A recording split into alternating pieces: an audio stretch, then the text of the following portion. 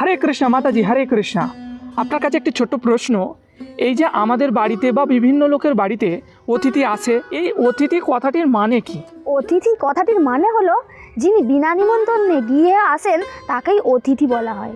আচ্ছা, অতিথির কিভাবে সেবা করা উচিত? আপনি যে অতিথি সেবার কথা বলছেন সেই অতিথিকে প্রথমে আপনার গৃহে স্বাগত জানান, তারপর আপনার গৃহে বা বাড়িতে যা আছে তাই দিয়ে তার সেবা করুন। ধরুন আপনার বাড়িতে কিছুই নেই, কমসে কম বসার জন্য একটি আসন দিন আর এক গ্লাস জল দিন। আচ্ছা মাতাজি, ধরুন আমার কোনো শত্রু অতিথি রূপে আমার বাড়িতে এলো, তখন আমার কি করণীয়? অবশ্যই আপনার করণীয় আছে। এ বিষয়ে শাস্ত্রে নির্দেশ দেওয়া হয়েছে, গৃহে শত্রু মপি প্রাপ্তং বিশ্বস্তম অকুতম ভয়ম। এই শ্লোকটির অনুবাদে বলা হয়েছে, কোনো শত্রু যদি আপনার গৃহে আসে তাহলে আপনার পরিস্থিতি অনুযায়ী তার সেবা যত্ন করা উচিত। হরে কৃষ্ণ। এরকম ধরনের ভিডিওগুলি আপনাদের কেমন লাগে অবশ্যই কমেন্ট করে জানান আর আমাদের সাথে থাকুন।